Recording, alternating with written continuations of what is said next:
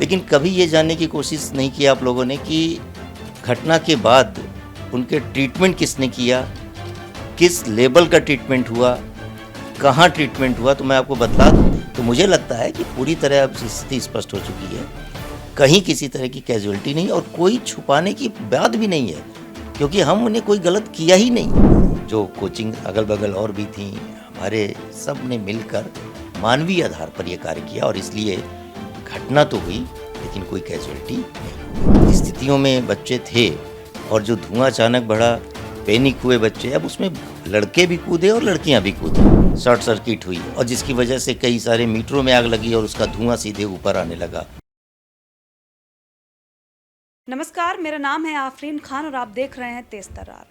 हाल ही में दिल्ली के मुखर्जी नगर इलाके से एक वाकया सामने आया था जिसने सबको हैरान कर दिया था। एक कोचिंग सेंटर में आग लगी थी जिसके बाद की जो तस्वीरें थीं वो सबको विचलित कर रही थी। आज एक बार फिर से हम दिल्ली के मुखर्जी नगर इलाके में मौजूद हैं। जिस कोचिंग सेंटर में आग लगी थी उनके मैनेजिंग डायरेक्टर हमारे साथ मौजूद है, एक बार उनसे बातचीत कर लेते हैं। सर, आपका नाम? अखिल मूर्ति। सर, जिस तरीके का जो पूरा वाकया पेश आया था आपने भी देखा होगा, जो तस्वीरें थीं वो लोगों को विचलित कर रही थी और कहीं ना कहीं बताया जा रहा था कि तकरीबन 61 जो स्टूडेंट्स हैं वो वहाँ पर घायल हुए थे। अभी उनकी क्या स्थिति है? अब वो लोग एकदम ठीक है, लेकिन मैं पहले आपको करेक्ट कर दूं कि आपने कहा कि एक कोचिंग सेंटर में आग लगी। तो पहली चीज़ है कि वो एक कॉमर्शियल बिल्डिंग थी डीडीए की, जिसमें ग्राउंड फ्लोर पर एंट्री पे ही जो है मीटर लगे हुए थे। आग वहाँ लगी थी। वहाँ पर तमाम क्लासेस चलती हैं, लाइब्रेरी भी हैं जिसमें एक क्लास मेरी भी है और उस दौरान मैं क्लास ले रहा था और वो धुएं की वजह से बच्चे पैनिक हुए।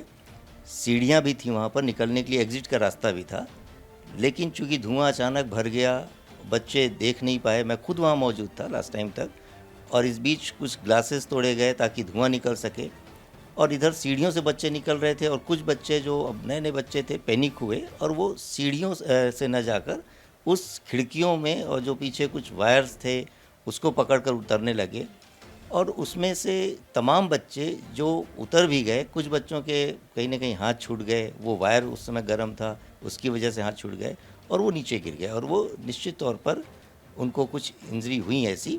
जो 61 बच्चे थे जिनको कहा जा रहा है कि हाथ में जो गर्म वायर लगा वो हाथ छिल गया, ऐसे जो नॉर्मल या कहा जाए सामान्य जो चोट वाले बच्चे थे वो लगभग 51 स्टूडेंट थे जो सेम डे ही उनको फर्स्ट एड के माध्यम से डिस्चार्ज कर दिया था। फिर कुछ बच्चे थे जिनको पैर में, कमर में चोटें आईं, कुछ के फ्रैक्चर भी हुए। फाइनली 4 स्टूडेंट्स ऐसे थे जिनकी कहीं ना कहीं थोड़ी सीरियस इंजरी थी, जिसको हम कह सकते हैं कि फ्रैक्चर के साथ। आज की डेट में वे सभी बच्चे हॉस्पिटल से डिस्चार्ज हो चुके हैं, अपने घर जा चुके हैं, पोस्ट केयर में हैं, वो देख रहे हैं, उनके पेरेंट्स यहाँ मौजूद हैं, गार्जियन हैं।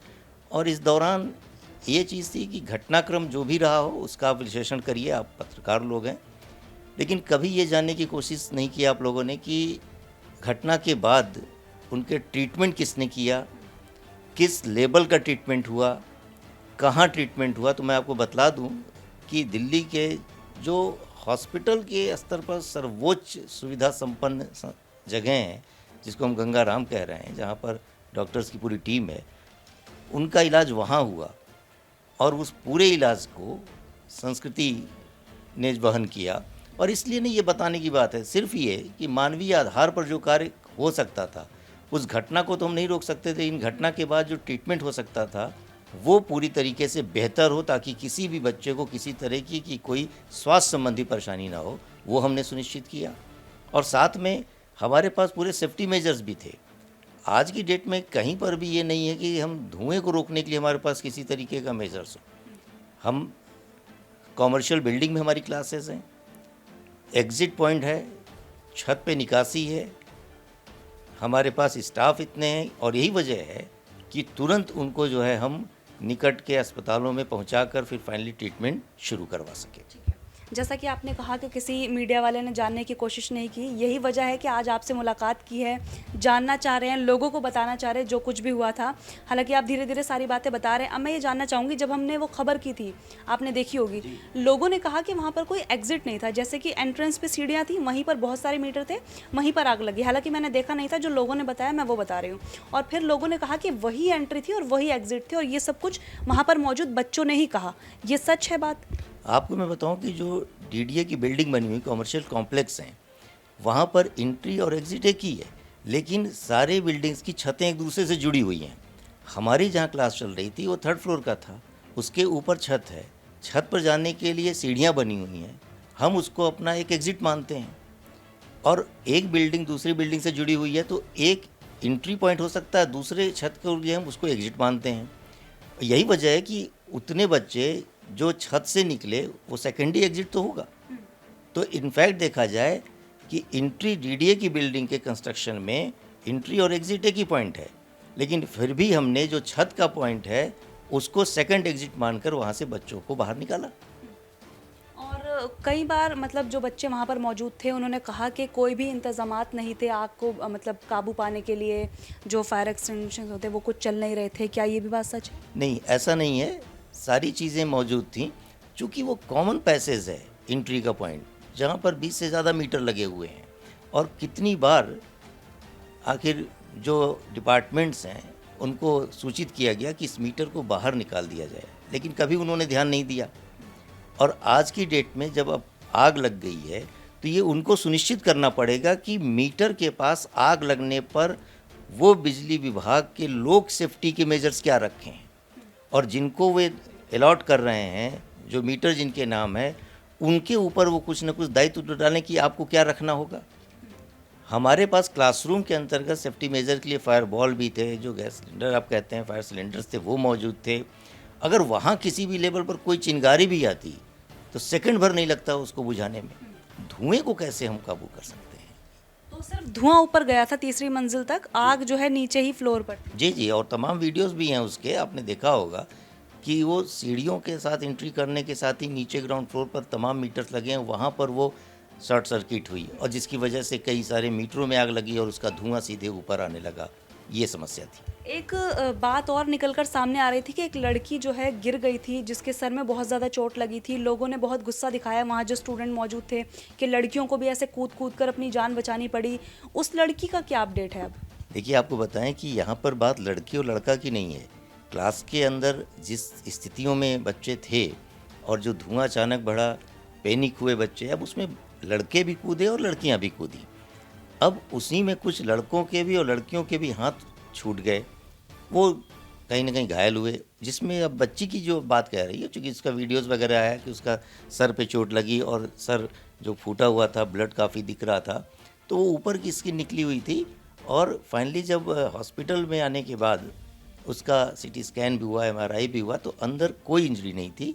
तो टाँके लगे, स्टिचेज़ लगे, उनको लगभग 13 स्टिचेज़ थे, चूँकि कट लंबा था, और सबसे पहले डिस्चार्ज होने वालों में वही बच्ची थी, जिसके बारे में लेकर पूरे जगह पर ये आशंका व्यक्त की जा रही थी कि पता नहीं क्या हुआ उस बच्ची के साथ। और वो बच्ची के पास मैं गया भी हॉस्पिटल में, हमारे पास फ़ोटोग्राफ भी हैं, उसके साथ की वीडियोज़ भी हैं, लेकिन बच्ची और बच्ची के पेरेंट्स का अपना ये निवेदन भी था कि हम अपने फेस को सामने नहीं लाना चाह रहे हैं और हम एकदम ठीक हैं।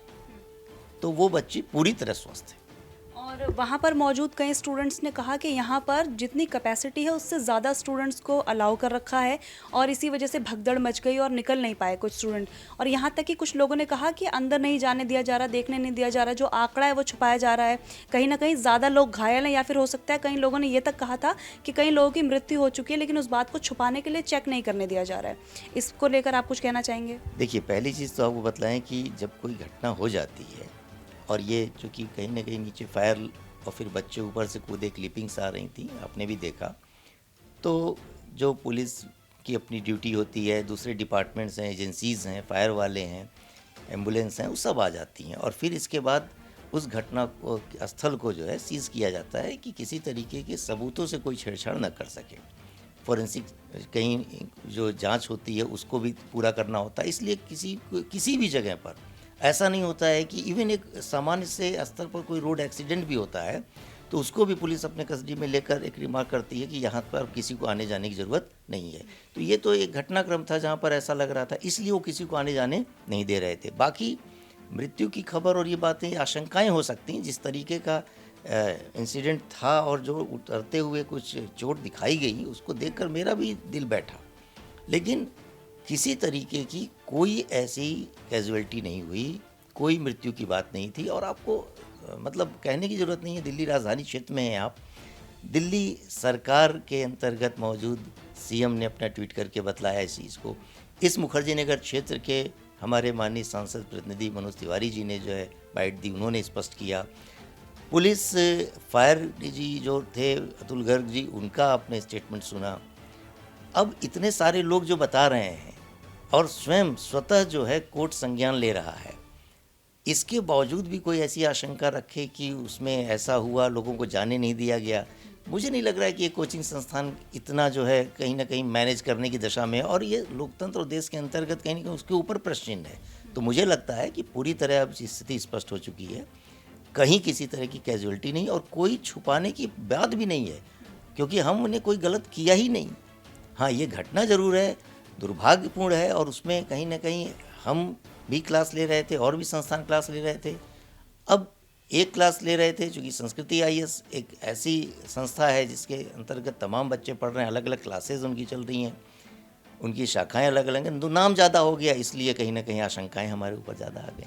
अभी जैसा कि आपने कहा कि और भी नीचे कोचिंग सेंटर्स चलते हैं, तो जैसा कि अभी आपने मुझे थोड़ी देर पहले ही बताया था कि आप लोगों ने जो है बच्चों का पूरा इलाज करवाया, तो जो नीचे बच्चे पढ़ रहे होंगे, या जाहिर सी बात है कोचिंग सेंटर चल रहा है तो बच्चे भी पढ़ रहे होंगे, उन लोगों का इलाज भी क्या आप लोगों ने करवाया, या उन लोगों ने भी कोई सपोर्ट किया आप लोगों का? मैं आपको बताऊं कि जब ये दुर्घटना हुई तो जब बच्चों को हॉस्पिटल ले जाया जा रहा था, चूँकि उसमें ज़्यादातर बच्चे जो है उस संस्कृति आईएएस क्लास के अंतर्गत थे, अब किसी बच्चे का आई कार्ड थोड़ी ना चेक किया जा रहा है। और उसमें भी आपको मैं बताऊं कि उस क्लास में बैठे हुए वे बच्चे भी थे जो हमारे बोनाफाइड स्टूडेंट भी नहीं थे। नीचे के स्तर पर कुछ बच्चे हैं क्लास कर रहे हैं, वो भी इंजर्ड हुए और उनका भी इलाज कराया। और उन्होंने मुझे बताया कि सर मैं तो आपके यहाँ का स्टूडेंट भी नहीं हूँ, फिर भी आप कर रहे हैं। तो मैंने कहा कि आप हमारे या उसके यहाँ के स्टूडेंट नहीं, आप हैं स्टूडेंट, यही सफिशिएंट है। और अभी आप घायल हैं, इसलिए इलाज ज़रूरी है, कराए कोई भी, ये फ़र्क नहीं पड़ता है। ठीक है सर, जो हुआ वो बेहद ही दुर्भाग्यपूर्ण था, ये तो सबके सामने है। अब मैं जानना चाहूँगी कि अब क्या बदलाव हुए हैं, क्योंकि अभी भी आपको पता होगा, आपने देखा होगा कि जब चेकिंग हुई सब चीज़ों की, तो अभी भी यहाँ पर मुखर्जी नगर में जितने भी कोचिंग सेंटर्स हैं या फिर दिल्ली में हैं, ज़्यादातर में खामियां पाई गई हैं। तो अब क्या इंतजामात किए हैं आप लोगों ने? देखिए, हमारी तरफ से तो इंतज़ाम पहले भी थे, अब हमने थोड़ा और उससे सचेत होकर चीज़ों को बेहतर करने का प्रयास किया। हमारे सारी क्लासेस जो है कॉमर्शियल कॉम्प्लेक्स और बिल्डिंग में चल रही हैं, नियम के तहत चल रही हैं। उसमें जो सेफ्टी नॉर्म्स हो सकते हैं वो सब हम फॉलो कर रहे हैं। हम कहीं किसी स्तर पर जो सीढ़ियाँ हैं उनको हमने अरेंज कर रखा है कि अगर कभी ऐसी घटनाएं किसी भी स्तर पर हो तो हम इमीडिएट अब बच्चों को कम से कम वहाँ से बाहर निकालने का भी रास्ता दे सकें। दूसरी बात कि ये सुनिश्चित करना कहीं ना कहीं सरकार के अन्य एजेंसियों का भी है कि अब सबसे बड़ी समस्या आप सोचिए कि ये आग जो लग रही है, कई बार आप देखती होंगी, ये तो अभी कोचिंग का नाम आ गया है या इस जगह की बात आ गई, शॉर्ट सर्किट से हो रहा है, मीटर में आग लग रही है। आज की डेट में ये तो एक घटना है। मैं बताऊं कि जितने पीजी चल रहे हैं, लाइब्रेरी चल रही हैं, इवन जो लोग रह रहे हैं उनके भी कॉमन पैसेज में मीटर लगे हुए हैं। वहाँ पर जब ये सब घटनाएं होंगी तब उसका उपाय कैसे होगा? तो मुझे लगता है कि इसमें सरकार को भी, जो एजेंसीज हैं उनके, बिजली विभाग को भी पूरा नोटिस लेना चाहिए और मीटर जहाँ तक हो सके उसको बाहर करना चाहिए। और अगर वो चीज़ ख़त्म हो गई कोई समस्या नहीं है। सारे संस्थान अपने अपने स्तर पर सब ने सुरक्षा मानकों का पालन किया है। और हम लोग जिस क्षेत्र के अंतर्गत लोगों की तैयारी करा रहे हैं सिविल सेवा के क्षेत्र में, तो बड़ा दायित्व हमारा भी है और जो पढ़ने आ रहे हैं वो भी अवेयर हैं बच्चे।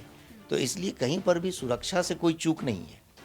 केवल इतना ज़रूर है कि उस बिजली के मीटर को हटाने का अधिकार हमारे पास नहीं है। अगर वो हमको कह देते कि आप अपने लेवल पर बुलाकर पर्सनली हटवा लीजिए तो हम वो भी काम कर लेंगे, लेकिन वो करते नहीं है।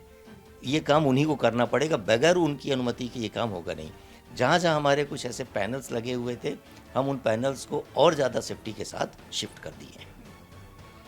जैसे कि आप बता रहे थे कि वहाँ पर एग्जिट के लिए काफ़ी जगह थी, लेकिन फिर भी बच्चे खिड़की से कूद रहे थे, तो क्या प्रॉपर गाइड नहीं किया गया था बच्चों को? दोनों चीज़ें हैं। ये नए बच्चे इस रूप में थे तो उनको आइडिया बहुत नहीं थी। और दूसरी बात की जो सीढ़ियाँ हैं वो ऐसा नहीं है कि बहुत सक्रिय है या चीज़ें हैं। मतलब 6 सीढ़ियाँ थीं क्लासरूम के बाहर, बस 6 सीढ़ियों पर चढ़ना था और छत सामने थी। वो बच्चे, अब मैंने कहा ना कि पैनिक हो जाना, घर परिवार में कुछ हो जाता है तो लोग पैनिक हो जाते हैं। क्लासरूम के अंतर्गत वो धुआं भर गया, बच्चे थोड़ा चिल्लाने चीखने लगे, उसकी वजह से नीचे से भी आवाज़ आने लगी। जब उन लोगों ने खिड़कियों को तोड़ा तो नीचे से आवाज़ आने लगी कि कूद आओ कूद आओ, पूरी बिल्डिंग में आग लग गई है। अब ये एक पोजीशन थी, तो बच्चे अब क्या करें, उनको लगा कि जो लोग कह रहे हैं उनकी बात मानो, घबराहट में वो कर लिए।